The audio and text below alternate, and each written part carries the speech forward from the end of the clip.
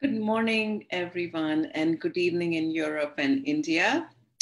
Stress and anxiety has become synonymous with modern day life, especially during COVID times. How can we create harmony in our mind while the outside world is in disarray? We'll talk about the science behind yoga techniques and other therapy in our session today. I am Amita from Nourish Talk, a platform for natural and holistic therapies. Presenting this session, we have Dr. Tequilla Hill, a licensed psychotherapist, registered yoga teacher, and a certified Reiki master. Dr. Hill has a Ph.D. and a master's degree in her professional expertise. Welcome, Dr. Hill. Hello, happy to be here. Well, great. So let's start with an overview of how does therapy help with stress and anxiety?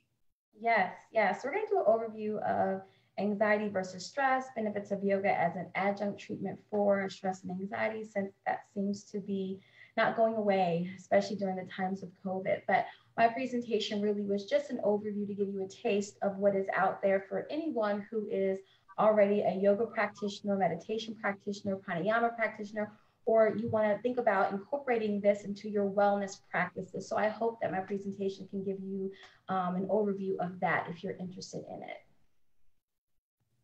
Ready for the next slide? Okay. Yes.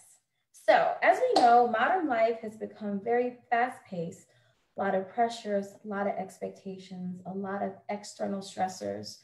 When we continuously experience stressors in our everyday life and we don't have healthy means of coping with it, it really wreaks havoc on our bodies and our nervous systems. When our body becomes overstressed, our sympathetic nervous system becomes in overdrive, constant state of fight or flight, and it can have very, very, very negative effects on the body physically and emotionally. Ready for the next slide? A number of studies have shown that yoga may also help reduce stress and anxiety, and it can also enhance your mood and overall sense of well-being. Yoga's potential as a key component of integrative and complementary mental health is now being recognized internationally. Let me just say, I am in the US and we are late to the game when it comes to a lot of holistic things. So while everyone in other countries may know this, in America, it's still very behind. So let me just put that context out there. So very happy that we are embracing it now. Yoga is a mind-body practice that combines physical poses, controlled breathing, and meditation. Next. A fundamental practice of yoga is that the mind and the body are connected. They are one. They're not disconnected. They're interconnected. Yoga has many styles, forms, and intensities. In the West, we practice a lot of hatha yoga as it relates to stress and anxiety, because that's the one that is can be integrated into all practices. And also it can be easy for beginning yogis, older people, everyone can practice typically hatha yoga. We like to incorporate it with stress and anxiety management programs. It's slower pace. And like I said before, it's pretty safe for all levels. When informed by research and applied by qualified professionals, yoga for anxiety or stress is a safe and inexpensive healing modality that can be integrated into other wellness practices long-term. Next. So just some stats from the US. And an estimated 80 to 90% of visits to the doctor are stress-related, but only half, then less than 3% of the doctors talk to their patients about how to reduce stress. So when I say this, I mean not with medication. In a national survey, over 85% of people who did yoga reported that it actually helped them relieve stress. I myself have also experienced that in working with my patients. I probably see about 40 people a week and also work in conjunction with psychiatrists, holistic practitioners like chiropractors and other holistic physicians and Chinese medicine physicians. And they also see a change in my patients in that they are not either needing medication, reduce their medication, or completely don't even need therapy anymore when we do a conjunct of yoga, psychotherapy, and other wellness practices. So it's really cool. Exercise is a very useful way of relieving stress. However, yoga is different than spinning or weightlifting in that it powerfully combines both physical fitness with an underlying philosophy of self-compassion and awareness. Next. something that I want to really tease out that people often put together. Anxiety and stress are often used interchangeably, but they are not the same. Anxiety is the internal alarm or concern that arises even when an external threat is not physically present. Anxiety also is the anticipation of a threat that may never materialize. However, stress in a nutshell is anything a person perceives to be a threat. Stress is an external threat. Perception determines the intensity and duration of the body's many stress-related reactions. Got it, y'all? So anxiety and stress, they're related, but they're not the same. Okay. So let's give us an example, like how a person would feel when someone is stressed out and someone is anxious for our viewers.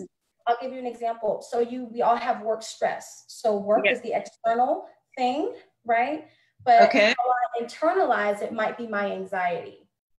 Oh, I see. Right? So the stress is someone else is giving it to me, like my... Right. Always external. It's our response to something external. However, if you might just wake up tomorrow and feel anxiety for no reason. There's no external threat. So when I feel anxiety, then my breathing is a little bit... because anxiety leads to right? Your breathing is going to be heavier. Your heart is going to beat fast. Stress, you may feel that way, but you can still function at a high level. But with anxiety, it can become crippling and you may need to be hospitalized. You typically don't need hospitalization or medication or anything for stress, because typically when the external threat is gone, the stress is away. But when anxiety, it doesn't have to have an external threat. It's just, you might feel anxious all the time and you may feel the anxiety in your body with different symptoms, and everyone is going to experience anxiety differently. So one can also internalize anxiety. In other words, think of some past thoughts or think of something that might trigger your mind, so that you could also feel anxiety because some not necessarily external factor. I'm just trying to clarify for our viewers is that maybe sometimes, you think of some past event that it was not very good in your life, and that might also trigger anxiety. Would that also happen? Because if you don't know how to handle stress, external things, it can actually lead up to anxiety if it's not managed or coped well. For instance, if you have a very stressful job and you haven't learned how to cope with the needs of your job, or you haven't left your job and you continue to stay there, now the external threat has become internal, and now you have anxiety about going to work. So think about stress as level 1, and stress is never going to go away. It's a part of modern society. If we don't learn how to manage our stress, anxiety is sure to come later. Understand. Okay. All right, moving on. So we talk about the science behind yoga. Stress and yoga reduction. During a yoga session, certain parts of your brain slow down. They know this because they take MRIs of people's brains, and they can see all the really cool things that are happening. Before, they didn't have this technology, so they really didn't know.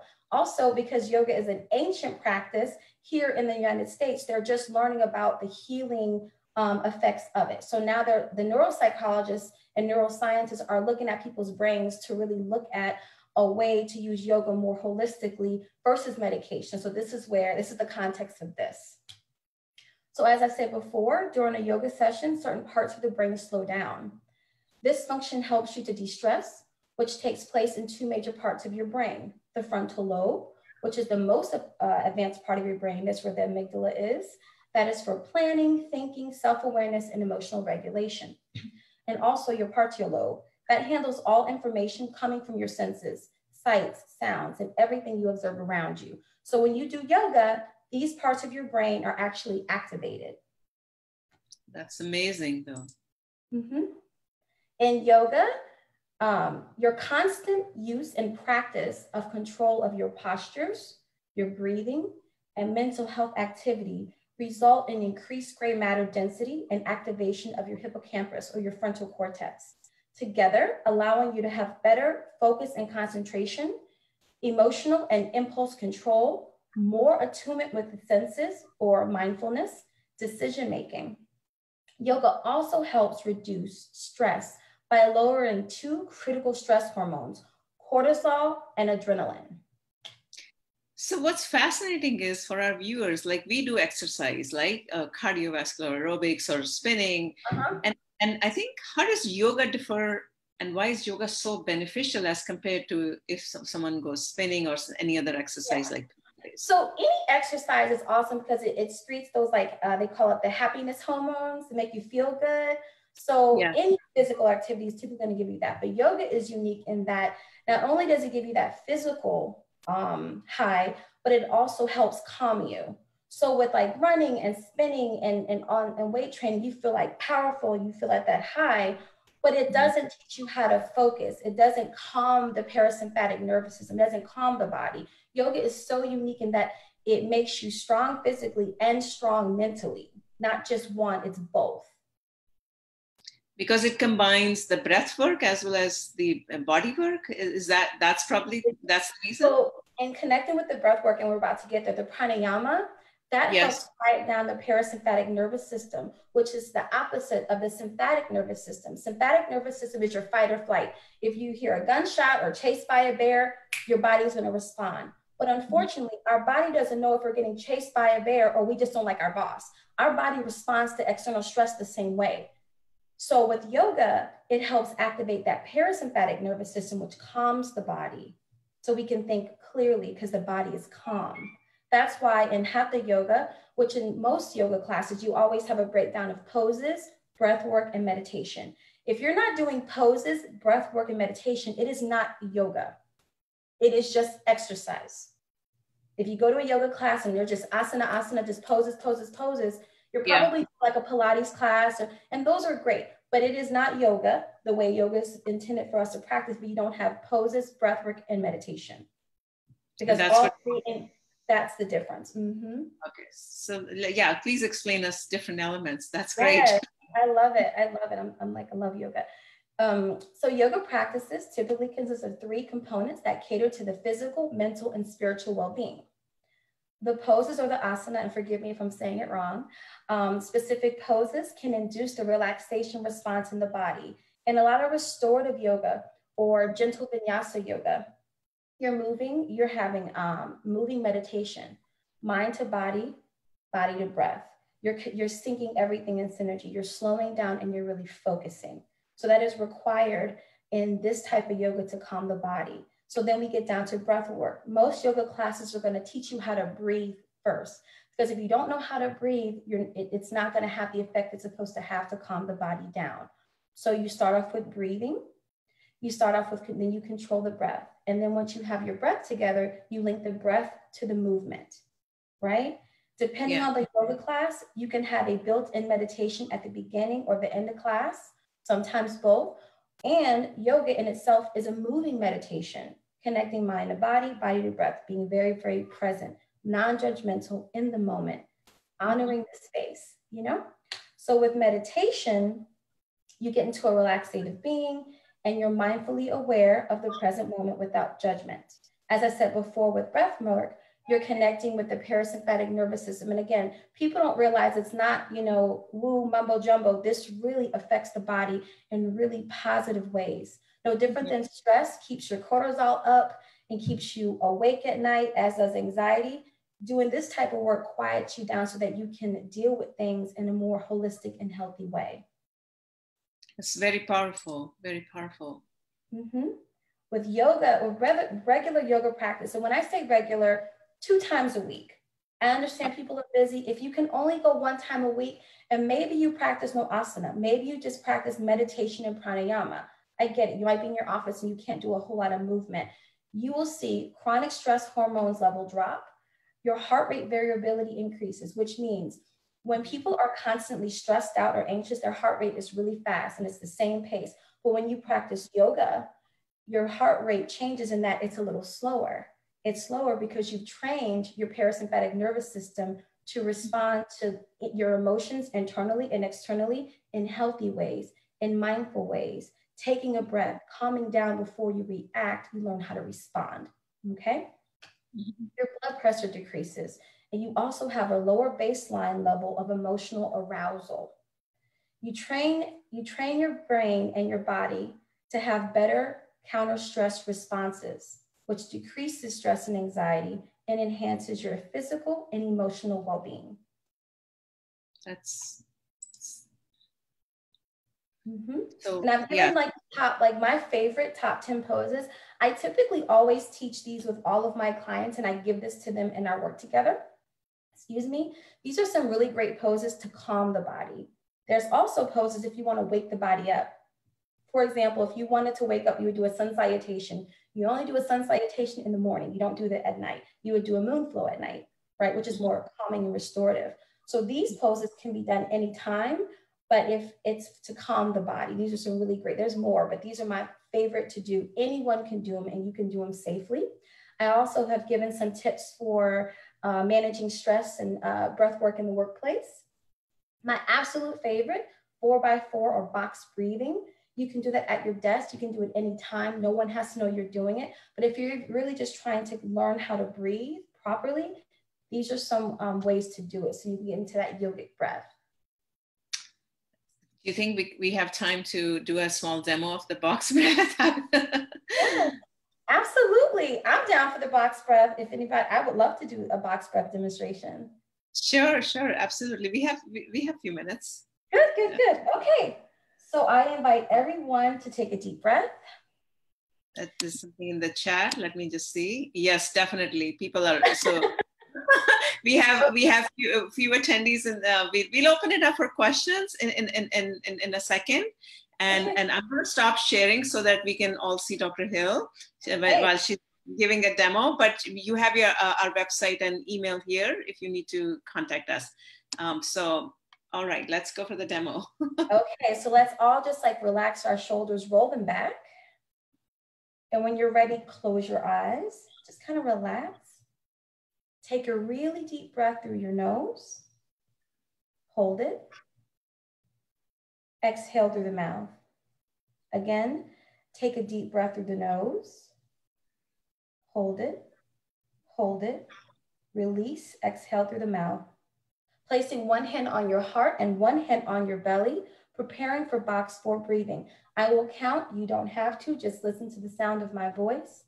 Taking a really deep belly breath through your nose. Deep inhale. Release. Inhale, up. Exhale, let it go. Inhale, take that breath up, 4 counts. Let it go, very nice. Placing hands together, bringing thumbs to the third eye chakra. Just breathe, deep inhale. Exhale, let it go. Deep inhale. Release and let it go, placing both hands on the heart this time. Deep inhale. And we exhale. So that's just a little sample of box 4 breathing. That's beautiful, beautiful. Well, we are open for questions. So I do have a question from the audience who are watching us right now and from Zoom. So someone is asking us, can you please explain stress and anxiety with regards to emotional abuse, particularly narcissistic abuse? Okay, so when you think about abuse, since abuse is something that has happened to you, that can be a blend of external stress and also internal anxiety because you've been hurt. When I think about treatment for that, that's something that, psychotherapy would be very helpful, but also yoga in conjunction to help calm your body. Because if you've been with a narcissist who's been abusive to you, your parasympathetic nervous system, your system is doing this because you are in fight or flight all the time. Kind of like someone going to war, they have to kind of be on to stay safe. So you're probably over anxious because your stress is immediate and it's actually happening to you. So my suggestion is that you go get a therapist and also start practicing some yoga, like ASAP. Yeah. Helpful. The other thing is, I was interviewing someone, and a lot of people, women or men who have been abused, child abuse or even during adulthood, people are telling them you're not good enough, or, and it could be anyone, people Yes. around you. And then sometimes they wait until they're almost till 50 years old to come out and accept.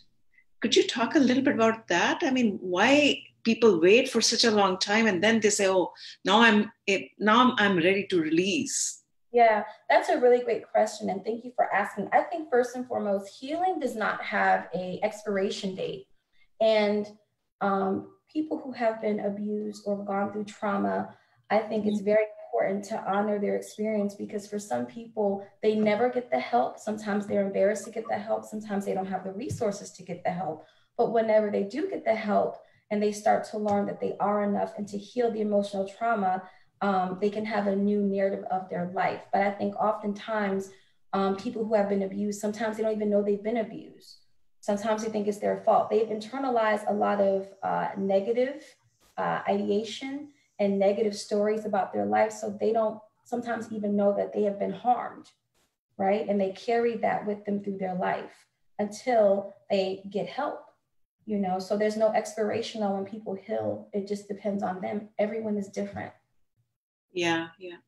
So there's a comment someone is saying, time to find a way to reconnect with the body, and yoga helps you to begin a journey of trusting your body. Yes. Thanks, Priscilla. Absolutely. Absolutely.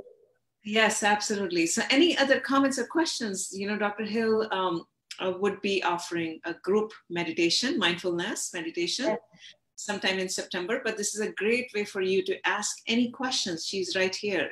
I'm right here. Hopefully we'll be doing more things like this. I love it. I'm so happy that you found me and asked. I would love to offer that. I think we all need that. We need to be connected. We need to slow down and be present, because that's really all we have right now through the state of the world as it is. And then what would you recommend? Like someone, like we said, like sometimes people don't even know they are being abused or they're being put down. How do you help yourself, in the sense, do you talk to yourself and internalize like something is wrong and people around me are not? Some self-reflection questions I would ask someone is like, am I well? Am I healthy? Is this relationship bringing out the best of me? Do I have pain that I carry? And if you don't know, just go talk to a therapist. Just go, if you have access to a therapist or a counselor, a spiritual advisor, just chat with them. Maybe there's things about you that you don't know that someone else can help you process. That's why it's important for people to think about getting mental health assistance for just wellness, because you never know what's going on in there. So if you're unsure, go to someone who you trust and explore. No, I think that's very good. So there's a comment that's coming up here, is that culture, shame, and other external factors can prevent a person from getting help, and negatively is normalized. So when the awareness of abuse happens, the individual come to a realization of what they've encountered. Absolutely. So, and then someone is asking, well, we definitely will email the attendees with Dr. Hill's meditation group in September. Yes, we will do that. We will do that. But if you have any questions, please ask her right now, because I think the right support is so vital, like you said, Dr. Hill. So vital. And I love that you're offering a platform like this and talking about wellness and having these conversations about staying well. Because as in yoga, just like in life, like we're all interconnected. The mind and body is interconnected. And the more we can normalize being well, when we're sick, it won't be so shameful, as Priscilla said, to go seek help from different providers. We are here to help you. This is why we're here. That's right. And sometimes, taking a lot of people, not that we are against medication, but sometimes antidepressants are not good for your body. And if you can do it right with simple techniques like yoga. I respect anyone, and I respect people's way, right? And, but Yes. if we cannot take medication as our first, line of defense, if we can exhaust everything first by something holistic, I'm definitely a proponent of that. But if someone is unsafe or danger, if you have to go that route, I get it as an extreme measure. But I feel like there's, like nature and all these other amazing healers, we're here to help holistically, so I'm definitely with you on that. Yes. Sure. Absolutely. So somebody's saying, would posture image assist the individual to do positions just from the perspective not all can read what can follow diagrams? We did put the, actually, yeah, that's a good comment. I think we just listed the poses. What we do is we're happy to put the diagrams as well and send to all the attendees. Oh, yeah.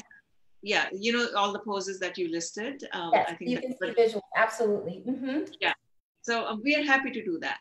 All right, I think any other comments before we wrap up from from any attendees? And okay, I just want to double check. I think I see one more question. Okay, one more question is coming up. Can you also fold into this discussion the impact of racial trauma, micro and macro, and tools to heal from that and manage that stress? Absolutely. I think that those type of wounds can be absolutely healed with yoga and with therapy and with other holistic ways of being. Although my presentation wasn't about that, I think that that's an emotional wound that also can be explored deeper in your yoga practice or with your healthcare provider. So absolutely. Yoga can help with other type of issues like. It gets you back to yourself. It gets you connected with whatever you believe in. It gets you connected. Yeah. All right. We have a comment coming. Fantastic workshop. Very supportive and insightful. Thank you. Thank you. Thank you. All right. Before we wrap up, final thoughts and final comment from you, Dr. Hill? No, I hope that everyone continues to jump on all these. It is an amazing opportunity to be able to be fed with this platform. I hope to see all of you guys again, and I hope everyone stays well. I'm sending everyone love and light. Thank you so much. With that, we will finish the session. Namaste, and we will let you know about the sessions, the upcoming session from Dr. Hill. Thank you so much. Bye-bye. Bye, everyone.